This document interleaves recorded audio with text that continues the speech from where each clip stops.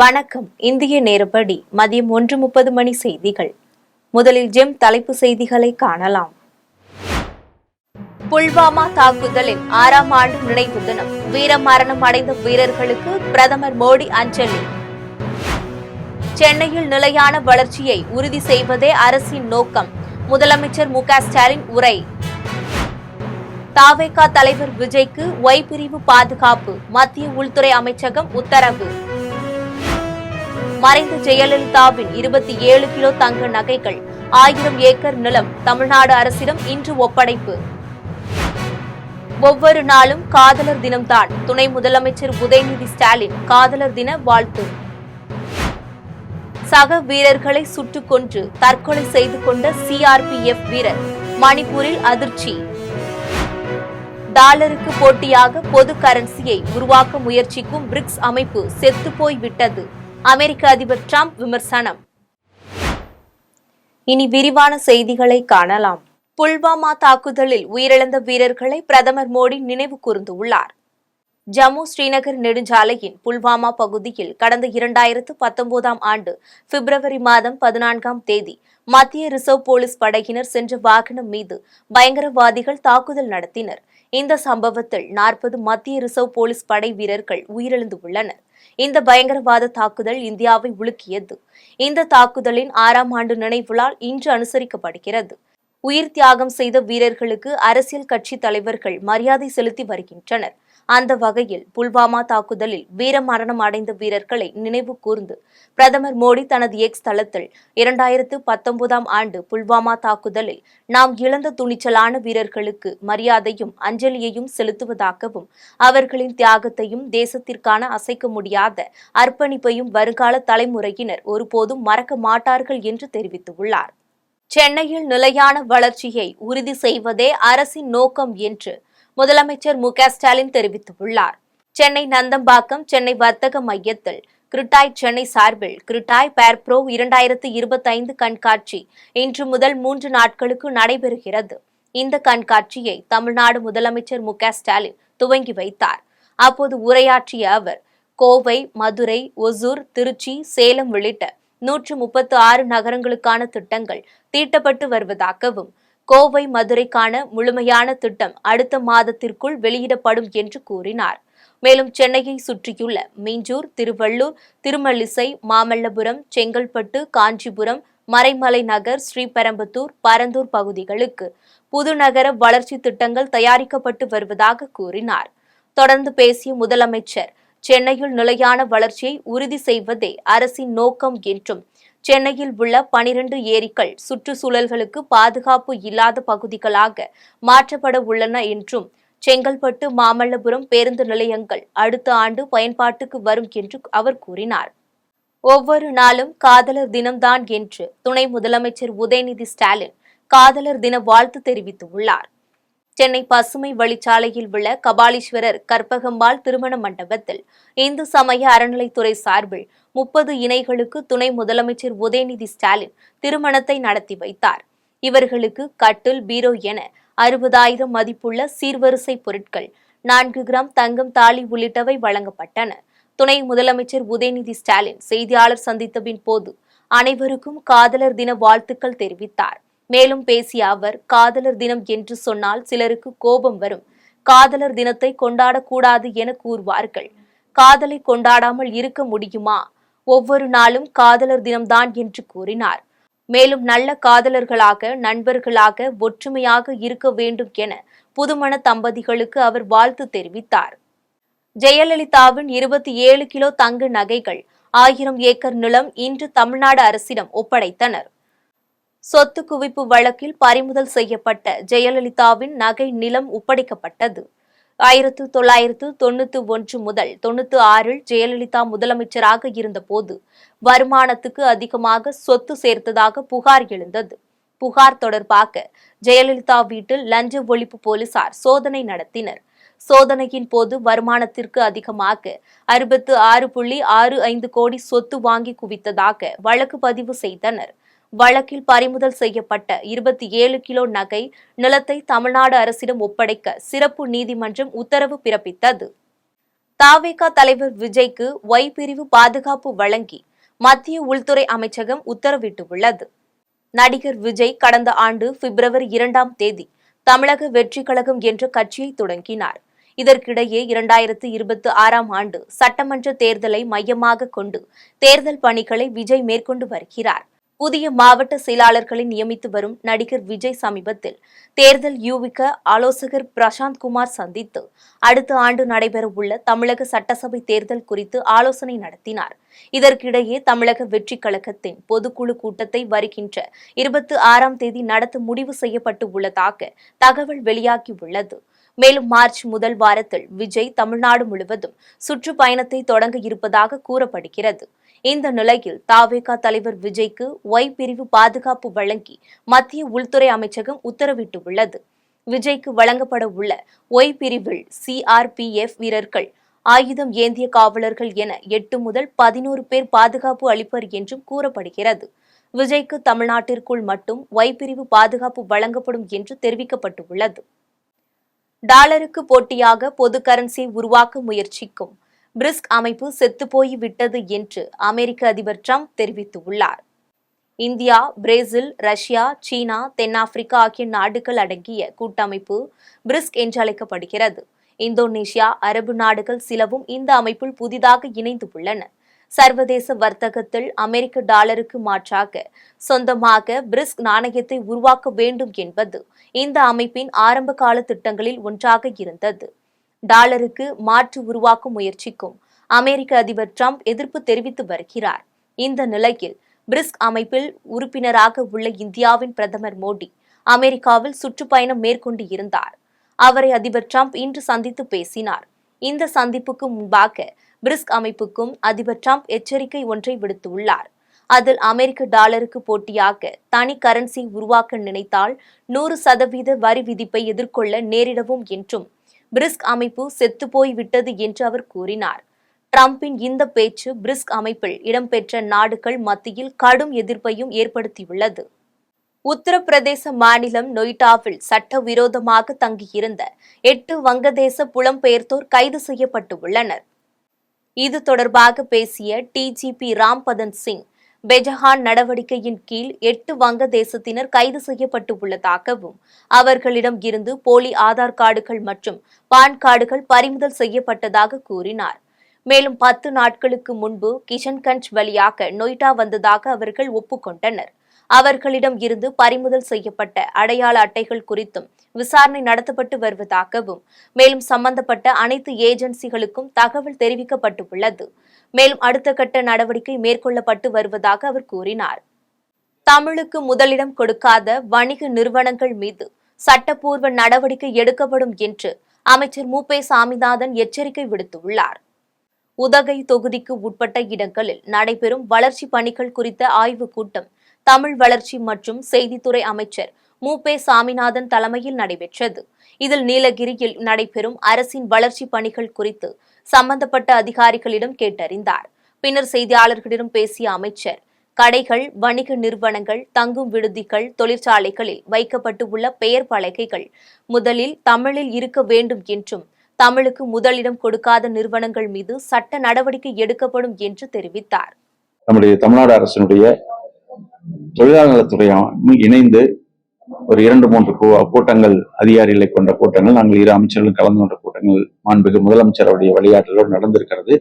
மேலும் இன்னும் விரைவாக அதற்குரிய நடவடிக்கை ஏற்கனவே அரசினுடைய விதிமுறைப்படி அந்த பெயர் பலகையில தமிழில் குறிப்பிட்ட அளவு எழுதவில்லை என்று சொன்னால் அபராதம் விதிக்கிற சட்டம் இருக்கிறது. அந்த அடிப்படையில் நடவடிக்கை எடுப்பதை விட அவர்களிடத்துல விழிப்புணர்வை ஏற்படுத்தி இயற்கையாகவே அவர்களாகவே அந்த பழக்கத்திற்கு வரக்கூடிய சூழலை உருவாக்குவதற்கு நடவடிக்கை எடுத்து வருகிறோம். அல்லது அதுக்கும் தாண்டி தேவைப்பட்டால் சட்டத்தை பயன்படுத்த வேண்டிய ஒரு சூழ்நிலை உருவாகும். எனவே அதற்குரிய சூழ்நிலை உருவாகாத அளவுக்கு வியாபாரிகள், வணிகர்கள் நிச்சயமாக நம்முடைய தாய்மொழியான தமிழ் மொழிக்கு முக்கியத்துவம் தருவார்கள் நம்பிக்கை இருக்கிறது. கொஞ்சம் பொறுத்திருக்கும். கேரளாவில் திருவிழாவிற்காக கொண்டுவரப்பட்ட 2 யானைகள் மதம் பிடித்து ஒன்றோடு ஒன்று மோதிக்கொண்ட சம்பவம் பரபரப்பை ஏற்படுத்தியுள்ளது. கேரள மாநிலம் கோழிக்கோடு மாவட்ட கொளிலாண்டி அருகே குருவங்காடு மணக்குளகை பகவதி அம்மன் கோவிலில் திருவிழாவிற்காக பீதம்பரம், கோகுல் என்று 2 யானைகள் கொண்டு வரப்பட்டது. இந்த நிலையில் திருவிழா நடைபெற்றுக் கொண்டிருந்த போது யானைகளுக்கு மதம் பிடித்து ஒன்றோடு ஒன்று மோதிக்கொண்டு அங்கும் இங்குமாக மிரண்டு ஓடின. இதனால் பக்தர்கள் பயத்தில் ஓடியதில் கூட்ட நெரிசலில் குருவங்காடு பகுதியை சேர்ந்த லீலா, அம்முக்குட்டி ஆகிய 2 பெண்கள் சம்பவ இடத்திலேயே உயிரிழந்தனர். மேலும் கூட்ட நெரிசலில் சிக்கி 30க்கும் மேற்பட்டோர் படுகாயமடைந்தனர். இதுகுறித்து தகவல் அறிந்து வந்த போலீசார் உயிரிழந்தவர்களின் உடலை மீட்டு உடற்கூறாய்விற்காக மருத்துவமனைக்கு அனுப்பி வைத்தனர். இதனைத் தொடர்ந்து படுகாயமடைந்தவர்களை மீட்டு மருத்துவமனையில் அனுமதித்தனர். பழனி அருகே கள்ளத்துப்பாக்கியுடன் நின்று கொண்டிருந்த கேரளா இளைஞர்கள் 4 பேர் உட்பட 7 பேரை போலீசார் கைது செய்தனர். திண்டுக்கல் மாவட்டம் கொடைக்கானல் சாலையில் சந்தேகத்திற்கு இடமான முறையில் 2 கார்களில் 7 பேர் நின்று கொண்டிருந்தனர். அப்போது அங்கு ரோந்து சென்ற வனத்துறையினர் 7 பேரையும் பிடித்து விசாரித்ததில் கள்ள துப்பாக்கியுடன் சுற்றித் திரிந்த ஆயங்குடியை சேர்ந்த ஷேக் அப்துல்லா, பேச்சிமுத்து, கர்ணன் மற்றும் கேரளாவை சேர்ந்த முகமது ரஃபீக், நெஹாஸ், அப்துல் லதீப், முஸ்தபா ஆகிய 7 பேர் என்பது தெரியவந்தது. பின்னர் அவர்களிடம் இருந்த ஒரு கள்ள துப்பாக்கி, 6 தோட்டாக்கள், 2 கார்களையும் பறிமுதல் செய்து பழனி அடிவார காவல் நிலையத்தில் ஒப்படைத்தனர். இதுகுறித்து போலீசார் விசாரணை மேற்கொண்டதில் வனப்பகுதியில் வனவிலங்குகளை வேட்டையாட கொண்டு வந்தது என்பது தெரியவந்ததை அடுத்து வழக்கு பதிவு செய்து போலீசார் விசாரணை மேற்கொண்டு வருகின்றனர். தூத்துக்குடியில் பள்ளி கிடந்த உணவை உண்ட மாணவர்கள் வாந்தி மயக்கம் ஏற்பட்டு மருத்துவமனையில் அனுமதிக்கப்பட்ட சம்பவம் குறித்து போலீசார் விசாரணை மேற்கொண்டு வருகின்றனர். தூத்துக்குடி மாவட்டம் திருச்செந்தூர் அருகே புனித வளன் மேல்நிலைப் பள்ளி மாணவர்கள் தங்கும் விடுதி செயல்பட்டு வருகிறது.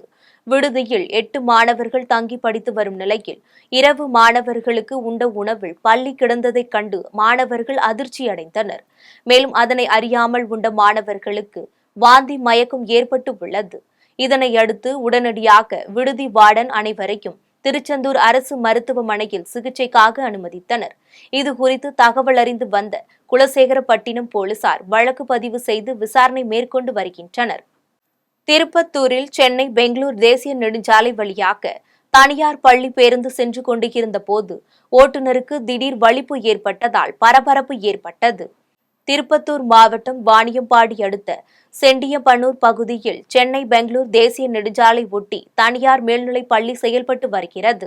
இந்நிலையில் பள்ளி பேருந்து வாணியம்பாடி நகர பகுதிகளில் மாணவர்களை விடுவதற்காக 46 மாணவர்களை ஏற்றி சென்றது. அப்போது பேருந்து ஓட்டுநர் ஜாவித் என்பவருக்கு திடீரென வலிப்பு ஏற்பட்டதால் பேருந்து தாறுமாறாக ஓடியது. உடனடியாக பேருந்தில் பயணித்த கிளீனர் ஓட்டுநர் அமரும் இருக்கைக்கு அமர்ந்து பேருந்தை நிறுத்தினர். இதுகுறித்து தகவல் அறிந்து வந்த போலீசார் ஓட்டுநரை மீட்டு வாணியம்பாடி அரசு மருத்துவமனைக்கு அனுப்பி வைத்து மாணவர்களை மாற்று பேருந்தில் அவரவர் வீடுகளுக்கு அனுப்பி வைத்தனர். மேலும் சூழ்நிலையை அறிந்து உடனடியாக கிளீனர் விரைந்து செயல்பட்டதால் 46 மாணவர்கள் மற்றும் ஆசிரியர்கள் அதிர்ஷ்டவசமாக உயிர் தப்பினர். அரக்கோணம் அருகே தனியார் பேருந்தும் ஷேர் ஆட்டோவும் நேருக்கு நேர் மோதி விபத்துக்குள்ளானது. ராணிப்பேட்டை மாவட்டம் அரக்கோணம் பெருமூச்சு ஊராட்சி INS ராஜாளி கடற்படை விமானம் தளம் அருகே இன்று காலை அரக்கோணத்தில் இருந்து தனியார் பேருந்து ஒன்று திருவள்ளூர் மாவட்டம் பேரம்பாக்கம் நோக்கி பயணிகளுடன் சென்று கொண்டிருந்தது. அப்போது தக்கோலம் கூற்றோடில் இருந்து அரக்கோணம் நோக்கி வந்த ஷேர் ஆட்டோ நிலை தடுமாறி எதிரே வந்த தனியார் பேருந்து மீது மோதி விபத்துக்குள்ளானது. ஷேர் ஆட்டோவில் ஓட்டுநர் மட்டுமே இருந்து உள்ளார். பயணிகள் யாரும் இல்லாததால் பெரும் அசம்பாவிதம் தவிர்க்கப்பட்டது. விபத்தில் சிக்கி படுகாயமடைந்த ஷேர் ஆட்டோ ஓட்டுநரை அங்கு இருந்த கிராம மக்கள் மீட்டு 108 ஆம்புலன்ஸ் மூலம் அரக்கோணம் அரசு பொது மருத்துவமனைக்கு சிகிச்சைக்காக அனுப்பி வைத்தனர். இந்த விபத்து குறித்து போலீசார் விசாரணை மேற்கொண்டு வருகின்றனர். சேலம் அரசு மருத்துவக் கல்லூரியில் மாணவிகளுக்கு பாலியல் தொல்லை கொடுத்த புகாரில் கல்லூரி ஆய்வக பணியாளரை மருத்துவக் கல்லூரி முதல்வர் தற்காலிக பணி நீக்கம் செய்தார். சேலம் மாவட்டம் இரும்பாலை பிரதான சாலையில் அரசு மோகன் குமாரமங்கலம் மருத்துவக் கல்லூரியில் வேலு என்பவர் ஆய்வக பணியாளர் பணிபுரிந்து வருகிறார். இவர் மாணவிகளுக்கு பாலியல் ரீதியாக தொல்லை கொடுத்ததாக மாணவிகள் கல்லூரி முதல்வரிடம் புகார் அளித்தனர். புகாரின் பேரில் விசாரணை மேற்கொண்டதில் வேலு மீதான குற்றம் உறுதியானது. இதனையடுத்து மருத்துவக் கல்லூரி இயக்குநர் உத்தரவின் பேரில் சேலம் அரசு மோகன் குமரமங்கலம் மருத்துவக் கல்லூரி முதல்வர் தேவி மீனாள் ஆய்வக பணியாளர் வேலுவை தற்காலிக பணி நீக்கம் செய்தார். மேலும் இதுகுறித்து போலீசாரிடம் புகார் அளித்தனர். சென்னையில் மெழுகுவர்த்தி சாய்ந்து மூதாட்டியின் புடவையில் தீப்பற்றி எரிந்த சம்பவம் அதிர்ச்சியை ஏற்படுத்தியுள்ளது. சென்னை ஓட்டேரி சுப்புராயன் தெரு பகுதியைச் சேர்ந்த மதனவள்ளி என்பவர் தனது மகள் அமுதாவுடன் வசித்து வந்துள்ளார். இந்நிலையில் கடந்த 2 நாட்களுக்கு முன்பு மின்சார கட்டணம் செலுத்தவில்லை என்பதற்காக இவர்களது மின்சார இணைப்பை மின்சார ஊழியர்கள் துண்டித்துள்ளனர். இந்நிலையில் மதனவள்ளி மெழுகுவர்த்தி ஏற்றி வைத்த போது எதிர்பாராத விதமாக மெழுகுவர்த்தி சாய்ந்து அவரது புடவையில் திடீரென தீப்பற்றி எரிய தொடங்கியது. இதனைத் தொடர்ந்து மதனவள்ளியின் அலறல் சத்தம் கேட்டு வந்த அக்கம் பக்கத்தினர் தீயை அணைத்து 108 ஆம்புலன்ஸ் மூலம் கீழ்ப்பாக்கம் அரசு மருத்துவமனைக்கு அனுப்பி வைத்தனர். இதுகுறித்து தகவல் அறிந்து வந்த போலீசார் வழக்கு பதிவு செய்து விசாரணை மேற்கொண்டு வருகின்றனர். புதுச்சேரியில் அரசாணை ஏற்று பூர்வீக குடிமக்கள் என்ற சாதி சான்றிதழ் வழங்க வேண்டும் என்று முதலமைச்சரிடம் கோரிக்கை மனு வழங்கப்பட்டது. புதுச்சேரியில் அனைத்து சமுதாய ஜனநாயக இயக்கங்கள் சார்பில் முதலமைச்சர் ரங்கசாமியை சட்டசபையில் சந்தித்து மனு அளித்தனர். மனுவில் தாய் வழியில் பிறந்தவர்களுக்கும் பூர்வீக குடிமக்கள் என்ற சாதி சான்றிதழ் வழங்க வேண்டும் என்ற உச்சநீதிமன்ற ஆணையை அரசாணையாக பிறப்பிக்க வேண்டும் என்று குறிப்பிடப்பட்டு இருந்தனர். இந்நிலையில் மனுவை பெற்றுக்கொண்ட முதலமைச்சர் ரங்கசாமி உடனடியாக நடவடிக்கை எடுப்பதாக உறுதியளித்தார். சமீபத்தில் வந்த தீர்ப்பையும் அடிப்படையாக கொண்டு மீண்டும் உடனடியாக அரசாணை வழங்க வேண்டும். அனைத்து சமூகத்து பெண்களின் தாய் வழியாக கருத்தில் கொண்டு பூர்வீகமாக கருத்தில் கொண்டு அந்த மக்கள் பாதிக்கப்படாதவர்கள் கல்வி, வேலைவாய்ப்பு மற்றும் நலத்திட்டங்கள் ஆதரவாக உடனடியாக அரசாணை ஏற்ற வேண்டும் என்று மனு அளித்துள்ளோம். மனு இப்பொழுது நான் பரிசீலித்து அரசாணை ஏற்றுவதாக முதலமைச்சர் உத்தரவாதம் தெரிவித்துள்ளார். குறிப்பாக முதலமைச்சர் அவர்களுடைய தலைமையிலான அரசு உச்சநீதிமன்றத்தில் தாய் வழிக்கு ஆதரவாக வாதாடியது என்பதை நினைவில் கொள்ள வேண்டும். அவர்கள் வாதாடிதான் எதிர்மனதான வழக்கை தள்ளுபடி செய்துள்ளது என்பதை இங்கு தெரிவித்துக் கொள்கிறோம். புதுக்கோட்டையில் வீட்டில் கஞ்சா செடி வளர்த்து வந்த நபரை ஆலங்குடி மதுவிலக்கு பிரிவு போலீசார் கைது செய்தனர். புதுக்கோட்டை மாவட்டம் திருமயம் அருகே தனிநபர் ஒருவர் அவரது வீட்டில் சட்டவிரோதமாக கஞ்சா செடி வளர்த்து வருவதாக ஆலங்குடி மதுவிலக்கு அமலாக்கத்துறை பிரிவு போலீசாருக்கு தகவல் கிடைத்தது. இதுகுறித்து தகவல் அறிந்து வந்த போலீசார் அப்பகுதியில் சோதனை மேற்கொண்டனர். சோதனையில் கல்லூர் நடு தெருவை சேர்ந்த சண்முகம் என்பவர் வீட்டில் கஞ்சா செடி வளர்த்து வந்தது தெரியவந்தது. இதையடுத்து கஞ்சா செடியை அங்கிருந்து அப்புறப்படுத்திய போலீசார் சண்முகத்தை கைது செய்து நீதிமன்றத்தில் ஆஜர்படுத்தி சிறையில் அடைத்தனர். பாரதிய ஜனதா கட்சி சார்பில் புதிதாக நியமிக்கப்பட்ட நிர்வாகிகள் கூட்டத்தில் 300க்கும் மேற்பட்ட நிர்வாகிகள் கலந்து கொண்டனர். பாரதிய ஜனதா கட்சி சார்பில் புதிதாக நியமிக்கப்பட்ட நிர்வாகிகள் கூட்டம் கரம்பக்குடி வடக்கு ஒன்றிய தலைவர் பாலசுப்பிரமணியன் தலைமையில் நடைபெற்றது.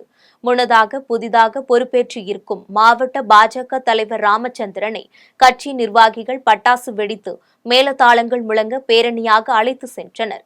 இதனைத் தொடர்ந்து நடைபெற்ற நிகழ்ச்சியில் மாவட்ட தலைவராக புதிதாக பொறுப்பேற்று இருக்கும் ராமச்சந்திரன் சிறப்பு அழைப்பாளராக கலந்து கொண்டார். இதனைத் தொடர்ந்து புதிதாக கரம்பக்குடி வடக்கு ஒன்றிய தலைவராக பாலசுப்பிரமணியன் மற்றும் தெற்கு ஒன்றிய தலைவராக ஐயப்பன் ஆகியோர் நியமிக்கப்பட்டனர். இதில் பாரதிய ஜனதா கட்சி நிர்வாகிகள் மற்றும் உறுப்பினர்கள் என 300க்கும் மேற்பட்டோர் பங்கேற்றனர். நெல்லையில் மாவட்ட அளவிலான நடசாரி சிலம்பம் போட்டி வள்ளியூரில் நேதாஜி சிலம்பம் பயிற்சி மையம் சார்பில் நடைபெற்றது. நெல்லை மாவட்டம் வள்ளியூரில் நேதாஜி சிலம்பம் பயிற்சி மையம் சார்பில் மாவட்ட அளவிலான நடசாரி சிலம்பம் போட்டி நடைபெற்றது. மாவட்ட நடசாரி சிலம்பம் விளையாட்டு கழக மாவட்ட பொதுச் செயலாளர் விவேகானந்தன் போட்டிக்கு தலைமை தாங்கினார். போட்டியை வள்ளியூர் திருசிலுவை நடுநிலைப் பள்ளியின் தாளாளர் அருட்பணி ஜார்சன், சேசுதுரை உள்ளிட்டோர் கலந்து கொண்டு துவங்கி வைத்தனர். இதில் வள்ளியூர் வியாபாரிகள் சங்க தலைவர் முருகன் உள்ளிட்டோர் சிறப்பு விருந்தினர்களாக கலந்து கொண்ட போட்டியில் 210 மாணவ மாணவியர்கள் கலந்து கொண்டனர். இதனைத் தொடர்ந்து போட்டியில் வெற்றி பெற்ற மாணவர்களுக்கு பரிசு கேடயங்களும் சான்றிதழ்களையும் வழங்கப்பட்டது. குடியாத்தம் எஸ்டிபிஐ கட்சி சார்பில் நகல் எரிப்பு போராட்டம் நடைபெற்றது. வேலூர் மாவட்டம் குடியாத்தம் எஸ்டிபிஐ கட்சி சார்பில் சித்தூர் கேட் பகுதியில் மத்திய அரசை கண்டித்தும் வக்ஃபு திருத்த சட்டத்தை தாக்கல் செய்ததை கண்டித்தும் நகல் எரிப்பு போராட்டம் நடைபெற்றது. இதில் அக்கட்சியின் தொகுதி தலைவர் தாஜித்தீன் தலைமை தாங்கினார்.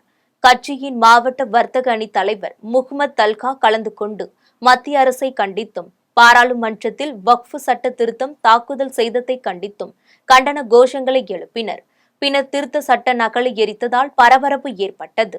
இதில் நகர தலைவர் அஸ்லாம் உமேர்கான், தொகுதி துணைத் தலைவர் மஸ்தான், மருத்துவ அணி தலைவர் தாஜித்தீன் உள்ளிட்டோர் கலந்து கொண்டனர். இனி வருவது உலக செய்திகள்.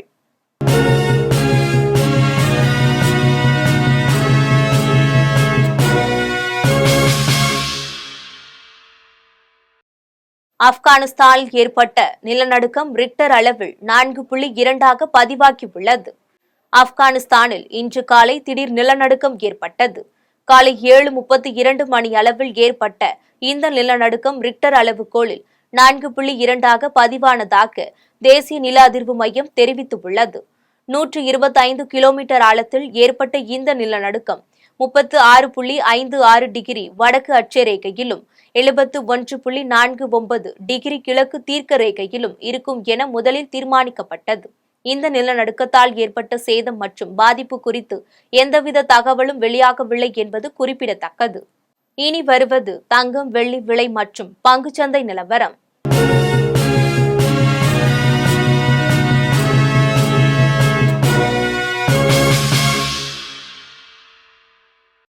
சென்னையின் ஆபரண தங்கத்தின் விலை ஒரு சவரன் 63,920 ரூபாய்க்கும் விற்பனை செய்யப்படுகிறது.